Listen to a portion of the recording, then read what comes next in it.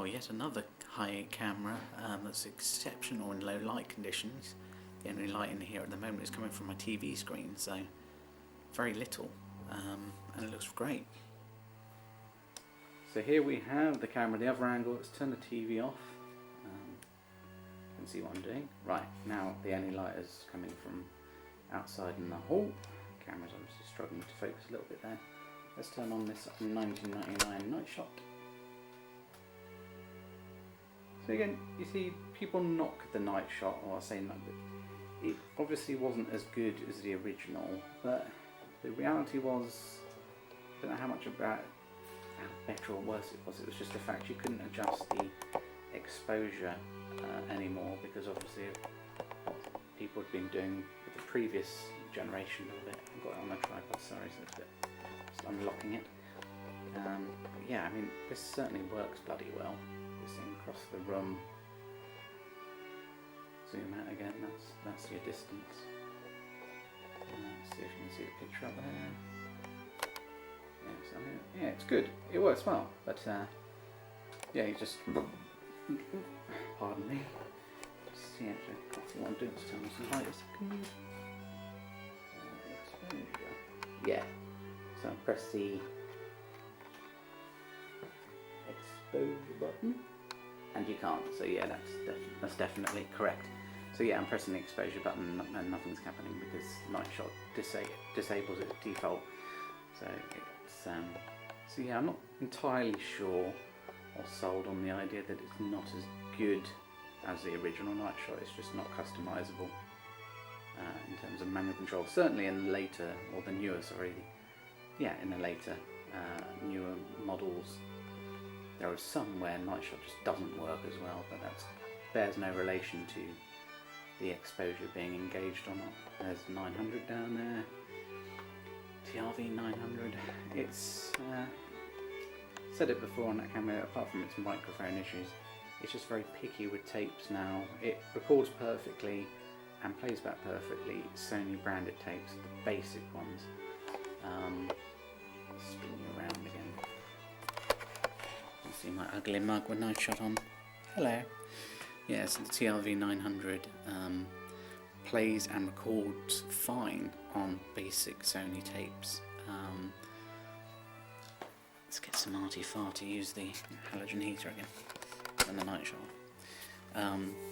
Yeah, it records and plays back perfectly on the standard Sony tapes, but Sony, like Sony Premiums, it doesn't seem to like them. Panasonic, again, doesn't like them. It records, but it will go, you know, hear audio for a few seconds and it'll go and then cut by and make a noise. It'll just cut and then it'll cut back in and out, and it's just audio dropouts. There's no visual distortion or anything, so it's a bit of an odd problem. But ultimately, I've done all I could in that situation, which is run official Sony tape head cleaner through it. Done that multiple times, you know, and it's in the year I've had the camera. And it makes no difference. It's just how it is now. So probably on its last legs, but. Yeah, I certainly won't be buying another one. All of the 900s are plagued with the microphone problem as well, and as I said on the YouTube channels about the 900, you can obviously remedy that very simply by plugging in a microphone, but it's annoying that the camera's got that defect, and obviously it's very well known. The first time I'd heard about it was I'd noticed in listening to a video back in headphones that there was a problem, because normally if I watch it on the TV you wouldn't know, but I watched it on something with headphones. I could quite clearly hear one side of the sound was not right, and then looked up the problem, and it led me straight to Dr. Cassette, which I've watched his videos for years, and he's a very, very knowledgeable chap. He actually commented on one of my videos, the episode PD170 comparison with the VX, but yeah, he'd commented on it, and from there and looking further, it was very, very clear that the TRV 900 and the A90, which I didn't know until I bought one, which is essentially the same camera, has exactly the same problem. Obviously not a year thing though, because 1998 I've got plenty of cameras, as you know. A lot of them are from 1998, none of them have that problem. This is from 99, this doesn't have it. But yes. Anyway, this is a bit of a random low light video / Sony history lesson for here. But yeah, first day with my TRV66. Stop looking at the screen, just look at the lens. There you are.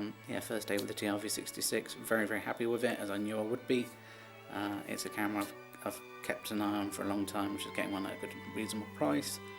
I ended up getting the 87 before it because I got that at a good price as well.